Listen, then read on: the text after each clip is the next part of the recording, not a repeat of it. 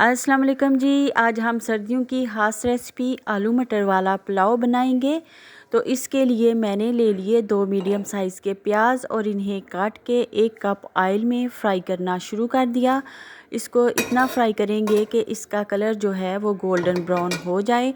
तो कलर हमारा गोल्डन सा प्यारा सा हो चुका है। अब इसमें शामिल करना है मैंने 2 टेबलस्पून के जितना कुटा हुआ लहसुन और अदरक का पेस्ट और साथ ही इसमें नमक जो कि अकॉर्डिंग टू टेस्ट होना चाहिए वो मैंने शामिल कर दिया है।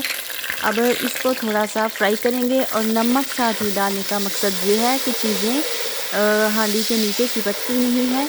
तो अब इसमें धनिया पाउडर और ज़ीरा पाउडर 1 टेबलस्पून मैंने शामिल कर दिया है।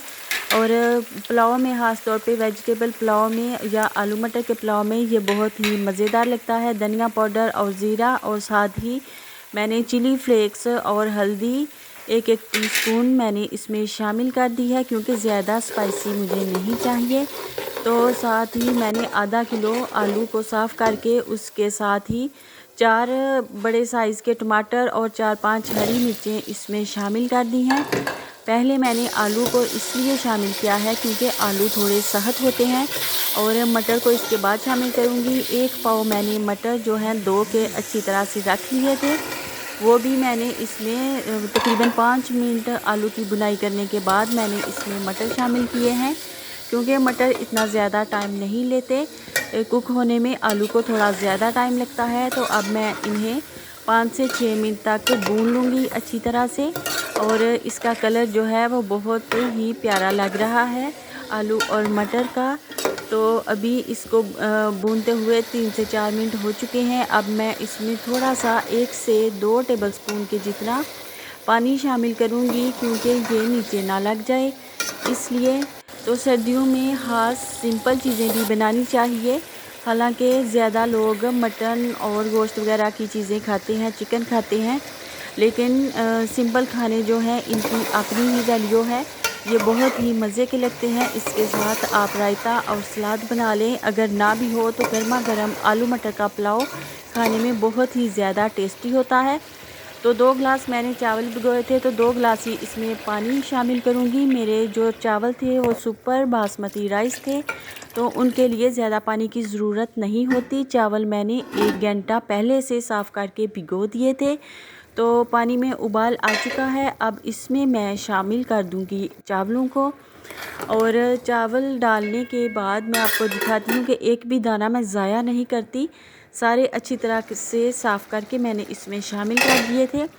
अब जी उबाल आगे हैं 1-2 चावलों में, तो मैं इनको अच्छी तरह से मिक्स करने के बाद लो फ्लेम ज़रा कर दूंगी। तो 4 से 5 मिनट लो फ्लेम करके फिर बिल्कुल ही लो फ्लेम यानी कि दम वाला फ्लेम इसके बाद करेंगे।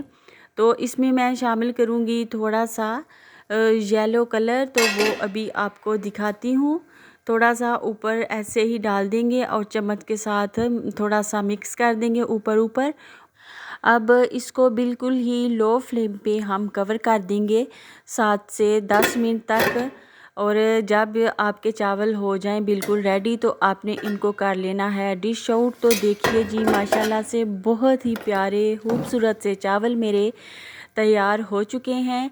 अब मैं इनको डिश आउट करती हूँ किसी भी अच्छी सी प्यारी सी प्लेट में। तो एक एक दाना मेरे चावलों का निखरा हुआ है। ये चावल जो हैं सुपर बासमती राइस हैं जो कि बहुत ही प्यारे पक कर रेडी होते हैं।